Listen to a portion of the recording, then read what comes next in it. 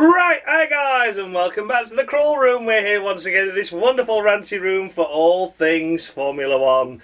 So, the Austrian Grand Prix at the Red Bull Ring has come to a close, and what can be said about that race, really? It was interesting, wasn't it? We had a fight up at the front, we had a massive mid-pack squabble that varied on different tyre strategies, and people closing in at different stages, then the leaders coming through and trying to lap the back markers, and yeah, it just had a little bit of everything, didn't it? A little bit of excitement, a little bit of spice, some underdogs doing really well, some not doing as well, and we're going to divulge all of that information in a second. So you've never seen this series before. I award the drivers out a maximum of 10 points based on their overall race weekend's performance, and I go all the way down to 0 if they have a particularly bad one.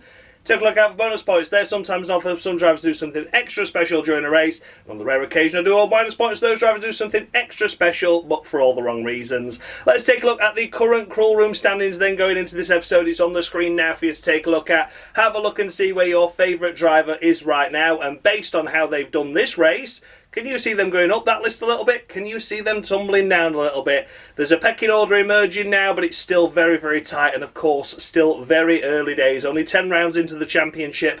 There's a lot that can still be played for. We'll take a look at the team standings as well then, shall we? As always, those are collective of what the drivers have been awarded and what they have scored over the season, and I can manipulate it independently as well by offering plus points or minus points to the teams that I think have been doing something really good but the drivers have been under-delivering, or really poorly and I think they've been letting the drivers down. As you can see, some massive minus points there for the likes of Ferrari and for RB for their exploits at the first couple of rounds this season, where they were doing silly tyre strategies and costing themselves a lot of points. Without further ado then, let's kick things off with the race winner then, shall we? In Lando Norris in that mighty McLaren. Fair play to Lando Norris this weekend. Missed out on free practice 1 due to Alex Dunn deputising in his Formula 1 campaign career. No room for him at McLaren, but he got an FP1 session out of it and did respectably well. Lando Norris, of course, came in from FP2 and topped every session really from there. He just was comfortable in the car, comfortable around the circuit, and did a good job. Got pole position by over half a second, which is a mammoth effort considering where we are at Red Bull Ring, one of the shortest circuits on the calendar, and he was the only driver to get into the 103, so that was mightily impressive indeed. Of course, you could say, you know, Pastry had his lap compromised and Clerk had his lap compromised by Gasly going off in the early sectors, and they were affected by the yellow flags, but even so, the lap that Norris put in, I still think he was going to get pole by a couple of tenths anyway, so fair play to Lando on that. Tick! We've improved ourselves from Canada and we've stopped being shit this time, which is a good effort. The race itself got off the line well and controlled the pace. He was under attack for the first 20 laps of the race by Pastry. Both of them very evenly matched, of course. Pastry with the DRS. He was saying, Lando, that he was having to use the electrical power, of course, the battery, to deploy that to defend from the DRS, but then he had to charge the battery up, whereas Pastry didn't, and that's what led to some lunges and some moves and some overtakes. A couple of wide moments from Norris during that squabble, which gave Pastry the upper hand at certain sections, but he was able to climb back through. And then as the race unfolded, the way they pitted them a few laps apart then meant that they had a delta between them of about 6 seconds almost.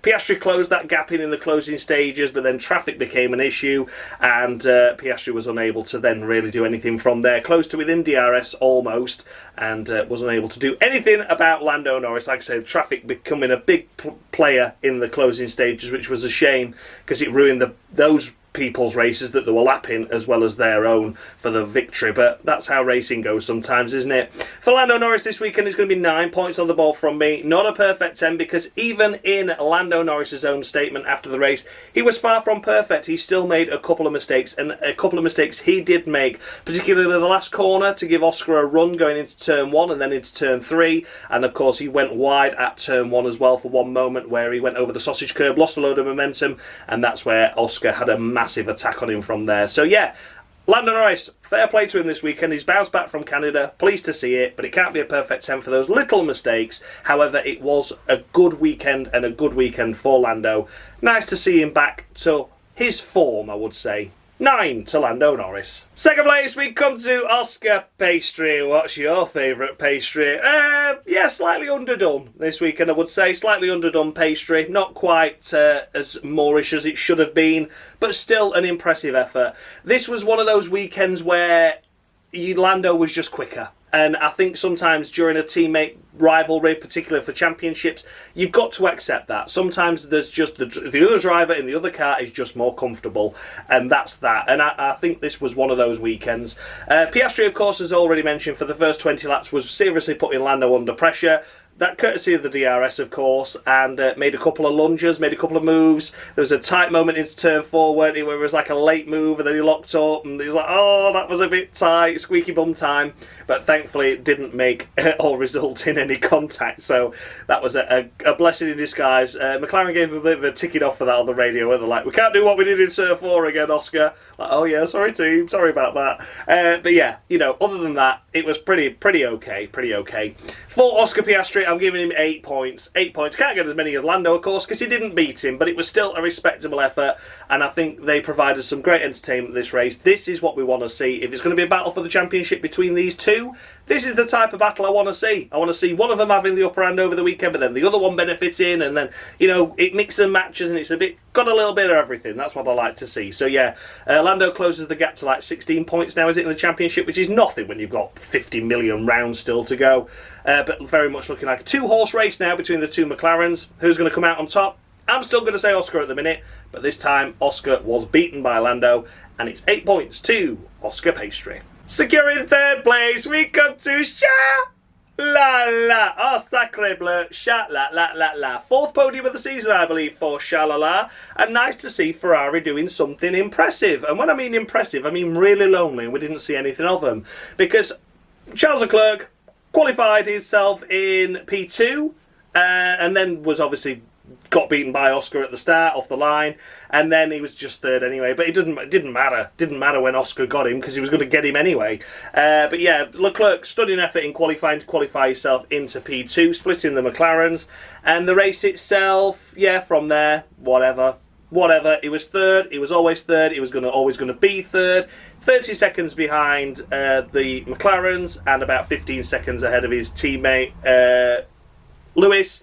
So just a lonely race and a solid P3 collected by Charles Leclerc. Going to be 9 points. 9 points to Leclerc. Good to see Ferrari have a better pace and be the second fastest team. But the second fastest team is still 30 seconds over a race distance slower than the McLarens, which is just shows you how mighty those McLarens have been throughout the entirety of this season. So when they have a silly race, they deserve to be punished, those McLaren drivers. Just saying.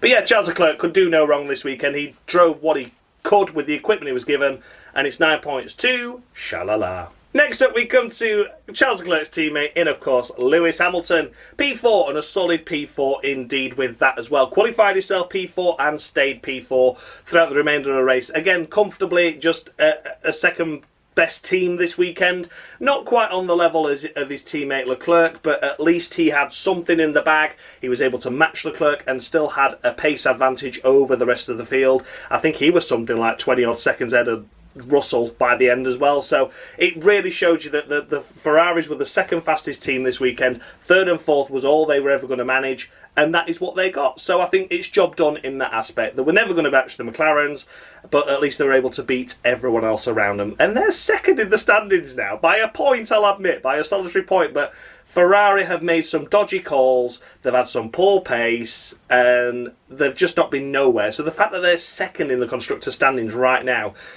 it's a big surprise, but it just shows you how close it is for everything else other than the top spot at the moment. But yeah, for Lewis Hamilton this weekend, it's going to be 8.5. 8.5 to him. I think that's one of the best races we've seen of him this season, apart from the China Sprint, of course. But yeah, he admitted he thinks he seems more comfortable in the car, and I would tend to agree. Still a deficit to his teammate, but not as great as what we've seen in the past. And it was nice to see him collect the best position possible for himself.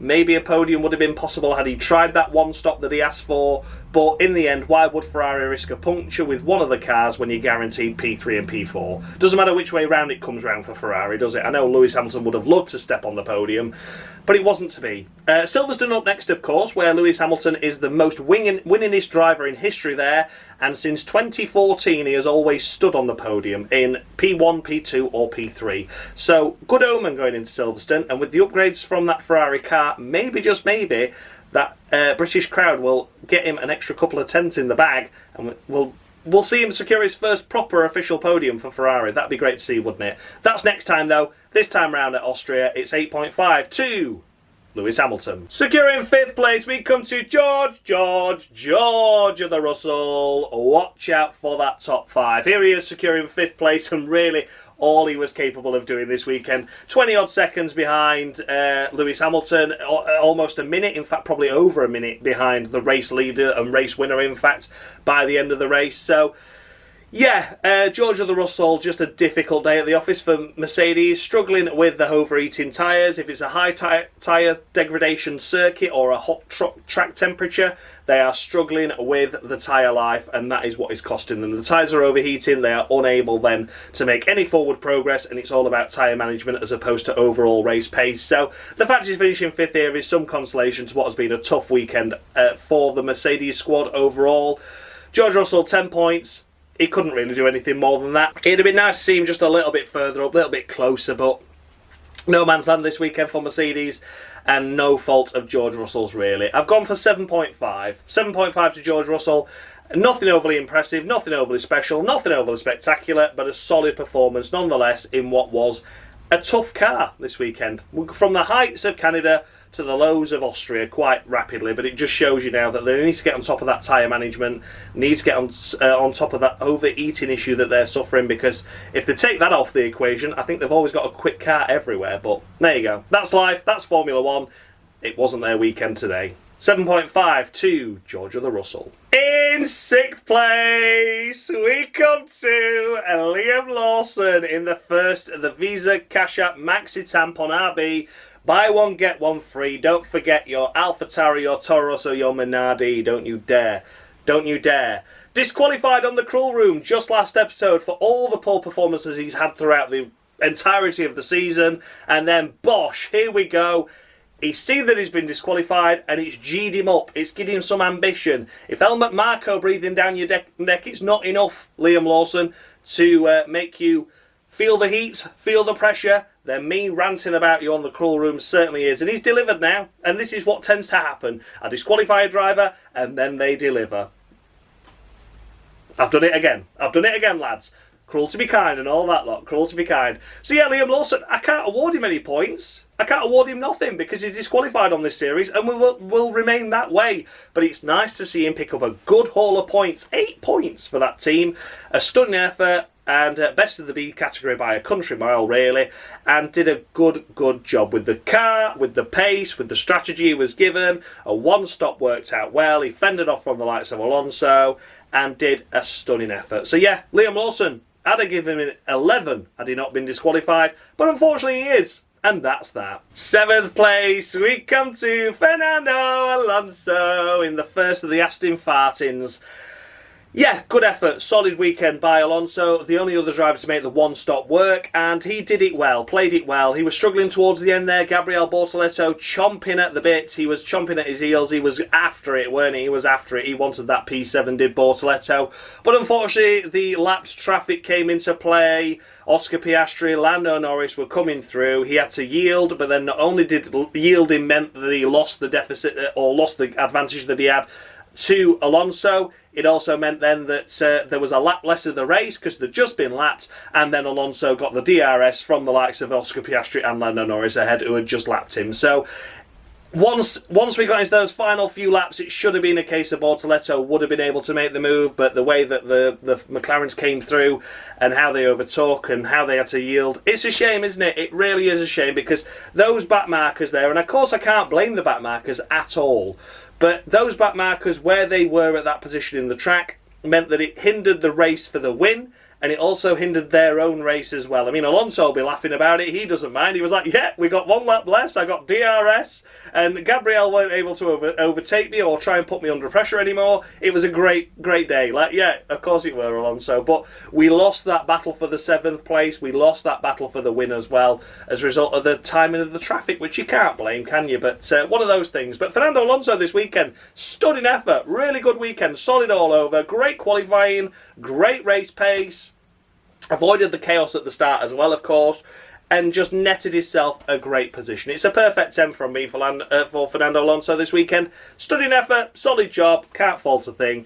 Did a great effort there with the car he was given, and yeah, could have maybe got Liam Lawson, but in the end he had to fend off from Gabriele Bortolo and succeeded. Finishing in 8th place and securing his first ever points in Formula 1, we come to Gabriele Bortolo in the first of the Stake Kick Me Up the Arse Sours. Bravo, Gabriele.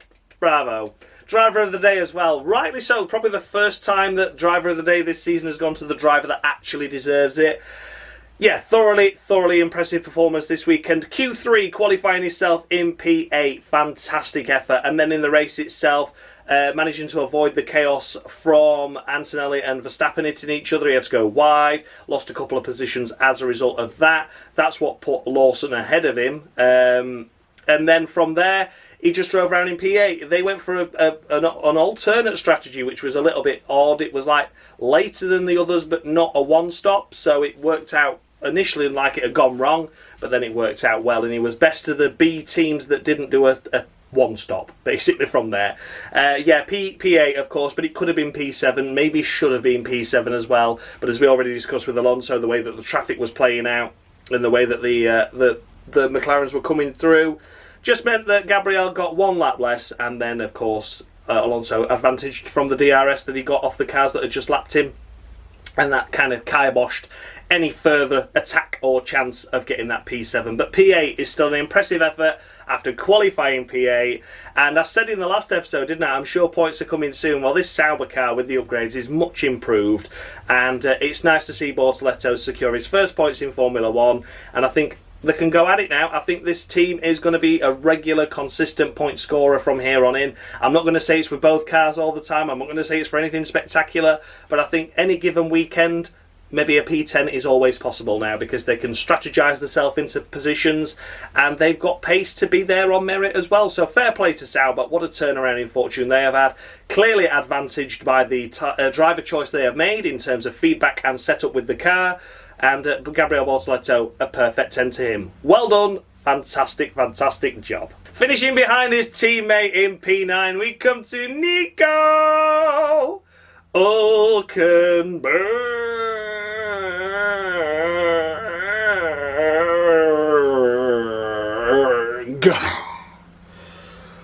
Oh, I needed that. Nico Hulkenberg once again proving that you don't need to qualify. It's a bit like Formula E, isn't it, for Nico Hulkenberg? Doesn't matter where you qualify, you're just able to make your way through the field anyway. Qualified himself dead last, unfortunately. Made a mistake on his final push lap and aborted that lap, a lock-up, wasn't it? So yeah, unfortunately had to line up P20, which isn't great, and was going to be a tough weekend from there.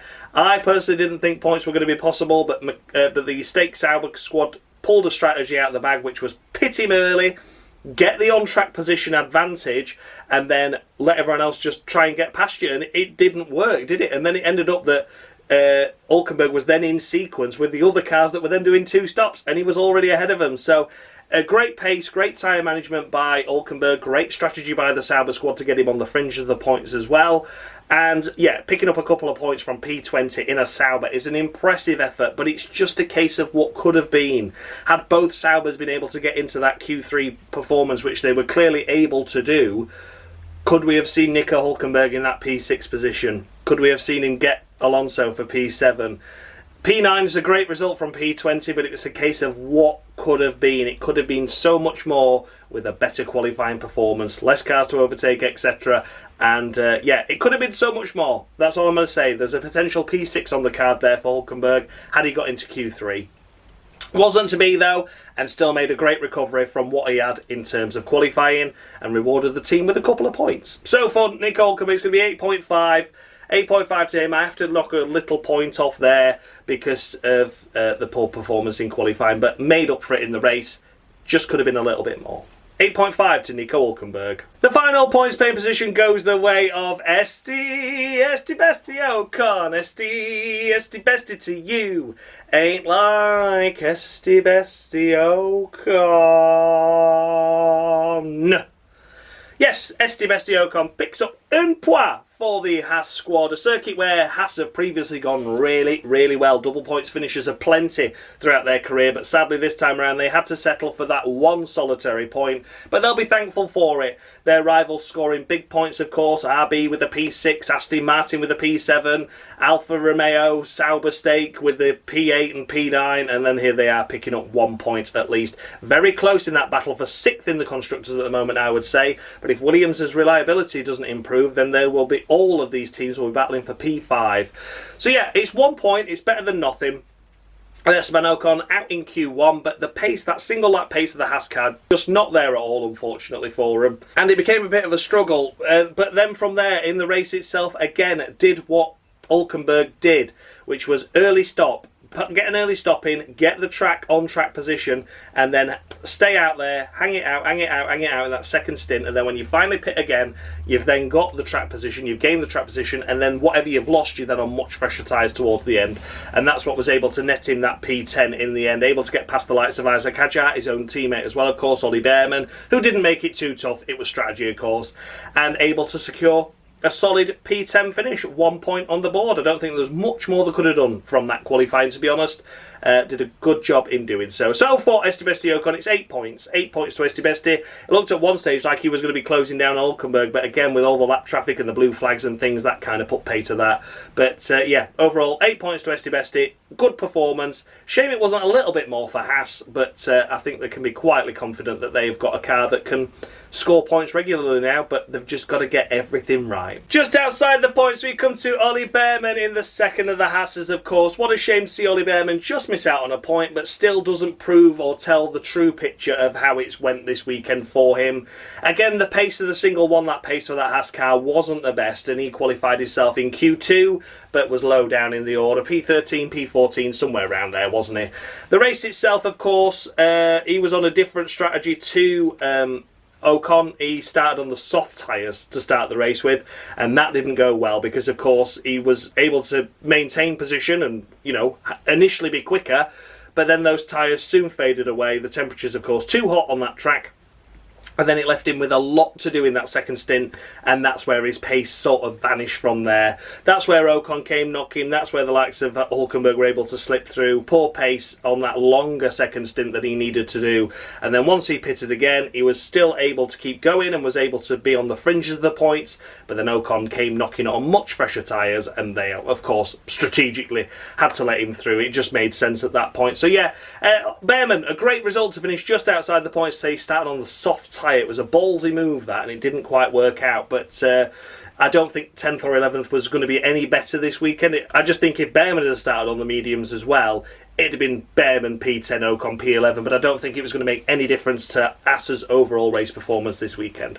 So Bman's getting the same as his teammate, 8 points. I don't want to blame him. Strategy, of course, hand tied behind his back when he started on those soft tyres, and he left him with a lot to do on the mediums towards the end in the final few stages. Played a great team game, didn't hold his teammate up at any point, and yeah, deserving of a point, but just didn't quite fall his way this time. 8 to Ollie Bman. In 12th place, we come to Isaac Kajar. That's right, I'm able to say it correctly because we had no fucking David Croft this weekend. We had Harry Benjamin once again doing a sterling job, able to pronounce the names of the drivers correctly. Karen Shandok even went to Isaac Kajar this weekend to ask, what's your name, Isaac Kajar? Is it Isaac Kajar or is it Isaac Kajar? To which he replied, if you're English, you can call me Isaac Kajar. If you're French, I get called Isaac Kajar. Great. So, David Croft, you're English, Isaac fucking Kajar, from the horse's mouth. You fucking muppet. You're not even there and you were pissing me off. So yeah, Harry Benjamin knows how to say his name because he's English. And he says, yeah, you'll call me Isaac Kajar because you're naturally from England. Brilliant. But in France, they call me Isaac Kajar. Great. Cheers, Isaac Kajar. Anyway, for Isaac Kajar, It looked like he was going to scrape a point or two this race, but then unfortunately picked up floor damage with 12 laps to go apparently, and lost over a second a lap at certain points, which is unusual. Don't know what he hit. Don't know what caused the floor damage. Him running over a curb perhaps. I don't know. But yeah, floor damage with 12 laps to go. Seriously hampered his pace. I don't think the tyres had lasted that long either, because he was doing a long stint on that last set of mediums, wasn't he? So maybe it was a combination of both. Tyres faded away, a little bit of floor damage just compounded to the fact, and he just tumbled to 12th. So it was a shame he couldn't hold on to a solitary point. I think that was their target this race with Isaac. I think when you saw everything play out, I think a point was possible for Kajar, but unfortunately it wasn't to be this time around. It's a solid 7 anyway to Isaac Kajar. A good effort, solid performance, deserved a point or two, but didn't fall his way this time. But yeah, beaten by his teammate fair and square this weekend in qualifying and in the race performance, but still a decent performance from a rookie. 7 to Isaac Kajar. Finishing in and unlucky for some P13, how apt. How apt, eh? It is, of course, Pierre Gasly in the Alpine, for fuck's sake. Alpine, what are we playing at? I mean, this is just ridiculous, isn't it? It's just disgusting. It really is. Yeah, I don't know what we can say, to be honest. Gasly, of course, qualified himself inside the top 10, made a slight mistake in that Q3. I don't care. You know, P10 in that Alpine's a good effort anyway. The race itself avoided the chaos and carnage of Max Verstappen and Antonelli ramming into each other, and gained a few places as a result of that, as some had to take the evasive action round the outside and run off the track. Got himself into P6, and then was just put on a nothing strategy. Just so he finishes P13. I mean, I just can't believe it. I just cannot believe it. Like, just gets put on a strategy that's just shite, and then it just doesn't work, and I just don't get it. So yeah, Gasly cost by the team once again. Solid 7 to Gasly. Solid 7. Couldn't drag that heap of shit into the points. Poor race pace overall, and compounded by the fact that once again they've dumped in on a shit tyre strategy, which is just terrible. 7 to Gasly. And that's that. Next up, we come to the second of the Aston Fartins in Lance Stroll. Here he is indeed. He's on the final warning, but I'm not going to disqualify him this race. I'm going to leave him a little bit longer. He's going to get 2 points from me. That's all I'm going to give him. I think that's all he's worth. Poor qualifying performance out in Q1. The race pace itself, though, was okay-ish, and dumped on a nothing strategy. A bit like Pierre Gasly, so I don't really overly blame him for that. Suffering with tyre dead quite heavily. And does anyone else notice? Does anyone else think he's had his teeth done? Does anyone else think Lance Stroll's had his teeth done? I've not seen him that white for quite a while, so yeah, maybe he's had his teeth done. Maybe that's why he missed Spain. He got an appointment at Turkey. Gone to Turkey for some turkey teeth. Go on, lads. But Lance Stroll, apart from having his teeth done, I mean, that's obviously going to cost you a couple of tenths a second, isn't it? Having that big mouth of teeth. 2 points, and he can thank me for them. That's all I'm going to say about that, really. Well done, Lance. You just avoid and just escape a disqualification on this occasion. Next up, we come to the second of the Alpines in Franco Colapinto.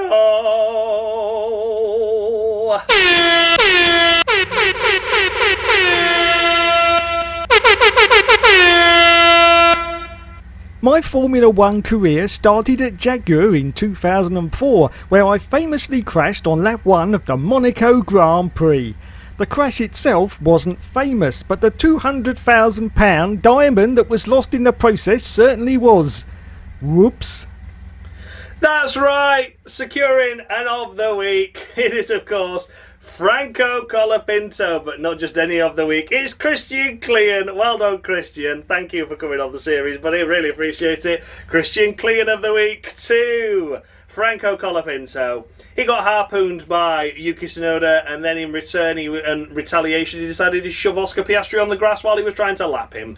So yeah, I don't blame him, of course, for losing the time he did as a result of the contact with Tsunoda. Of course, that was not Colapinto's fault. But of course, I have to punish him pushing a car that's coming through to lap you onto the grass. That was a bit silly, wasn't it? He didn't see him, was his words. So yeah. Oh dear, Franco. Apparently he's under duress now, under the final warning and under the cuff of Flavio Briatore saying you need to pick up your pace and your performance, otherwise we're putting someone else in. Well, I think he might do Silverstone, then we might see Paul Aron in the car potentially, so we'll wait and see how that goes. But yeah, for Franco Colapinto, it's an of the week to him. Very disappointing race overall once again. And there's not much else I can say about that. Next up, we come to Yuki Tsunoda in the first of the Red Bulls. Oh dear, oh dear, oh dear.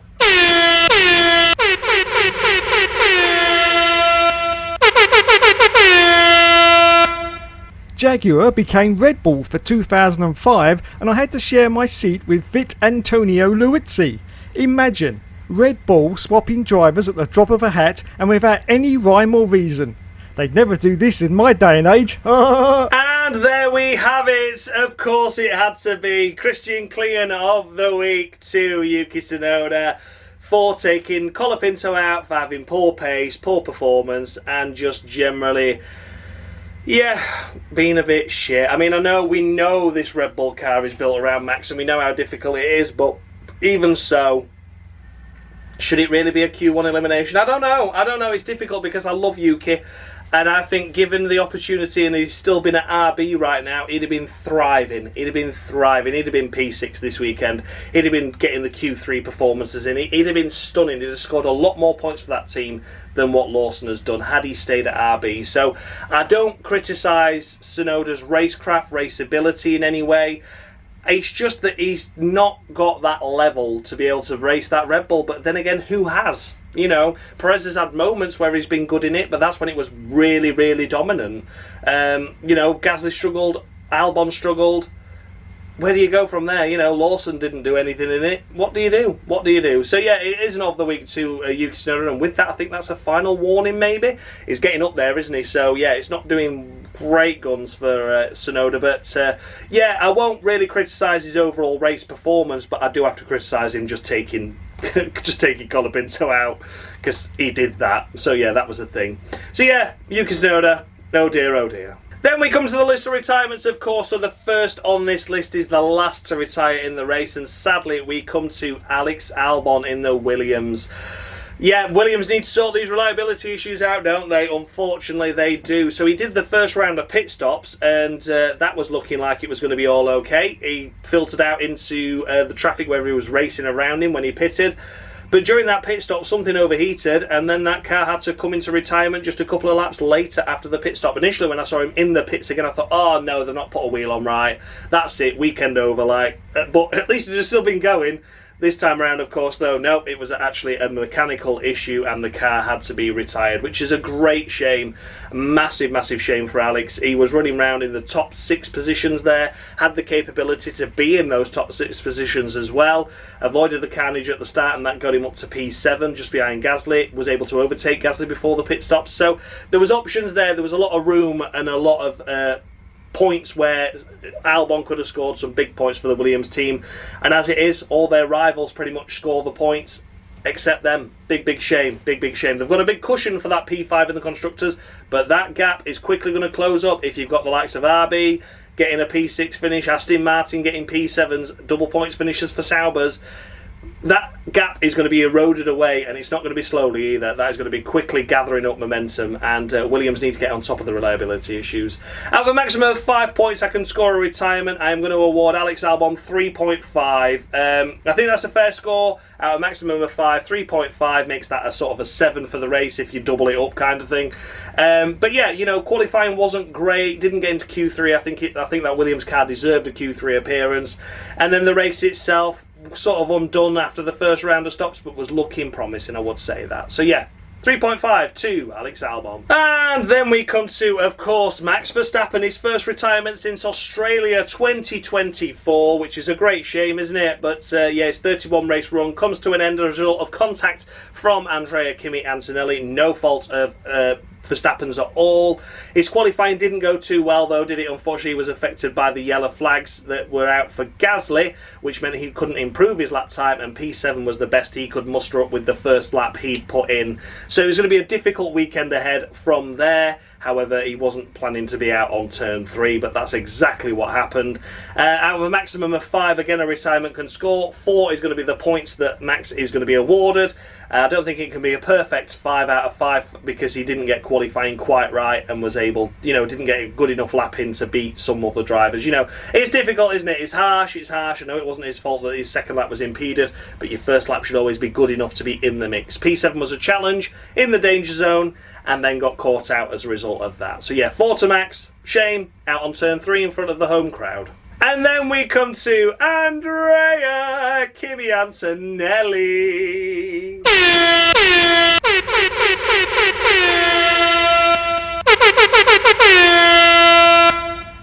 Hard to believe I'm the last Austrian to represent my country in Formula 1. To the people of Austria, I apologise. And there we have it, Christian Klien of the week to Andrea Kvyat in his first of the week of his career. So we've gone from a first podium in Canada to the first of the week here in Austria. Well done, Andrea Kvyat. 2 firsts in 2 weekends. Well done, you. Yeah, just got his braking wrong. Outbraked himself. Locked the rear brakes and tried to avoid the RB and who was else ahead? It'd have been Bortolo at that point, wouldn't it? So tried to avoid them and then crashed into the side of Max Verstappen as a result of avoiding those cars. So well done to Antonelli on that one.